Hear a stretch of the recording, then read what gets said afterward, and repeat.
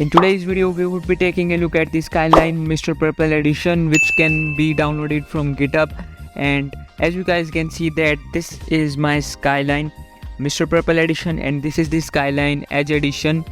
Basically, if you don't know about Skyline Purple edition, then this can be considered as a hybrid of the new STRATO Emulator, along with all the features the Skyline Edge used to have and all the new features that STRATO Emulator will have. And one more good thing is that this emulator is also having the TeXXeRacT code from the Skyline project, which will be installed in it. We would be testing this emulator upon a Mali device and we would be seeing how well the performance is optimized upon it. So this is the version I'm in, currently in possession of the latest version, that is Skyline Mr. Purple edition v265. Alright, so this is the interface. As you might know that there have been some addition of new features in this emulator, which will also be seen in the upcoming Skyline STRATO emulator. Alright, and if I just scroll down, as you can see, there is enable internet, and the system will be able to use the internet and show performance statistics. Now the good thing about this is that this would be even showing the RAM usage that our Android device would be using. Earlier Skyline didn't used to have that, but Mr. Purple Edge edition have this, and even the STRATO emulator would be having this, and it even supports foldable screens and show pause buttons, which is nice, I guess. Anyways, let me just scroll down. Force triple buffering is turned on, and as you can see, executor's load count scale. Earlier we were only able to set this executor slot count to 6, but now it can even be set up to 12.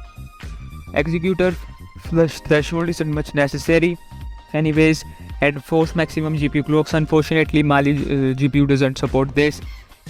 If I just scroll down, these hacks are turned on, everything. There is just some improvement in the UI. Basically, this is going to give you a purple accent on turning upon these buttons, but I don't know why this is still blue in my, even though I am using Skyline Purple. Anyways, let us just do a quick game test of Pokemon Let's Go Pikachu. Fine, our game has booted now. As you can see, the FPS that we can see here, and also the usage of RAM upon our device. Current device is having current device is having 6 GB of RAM. I guess I have to turn off dock mode first, because Let's Go Pikachu won't work.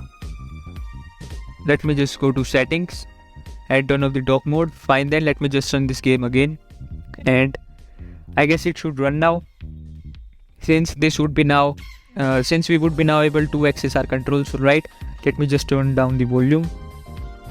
Confirm. Yup, so the game has started, and as you can see, this is the FPS during load, and this is the RAM usage. But guys, finally our game has started. As you can see, there isn't much improvement regarding Mali GPUs. Although if you are having an Adreno GPU with a fine Snapdragon processor, basically 700 or that 800 one, I guess you would be easily able to achieve a lot higher amount of FPS in this emulator.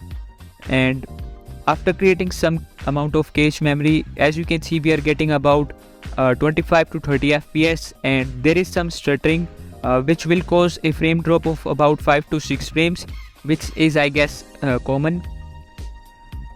Current device has a Dimensity processor and 6 GB of RAM.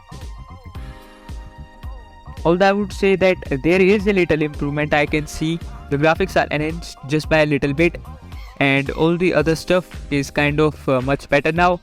So that is it for today's video. I hope you liked it and enjoyed, and if you did so, make sure to like this video, subscribe my channel, and hit the bell.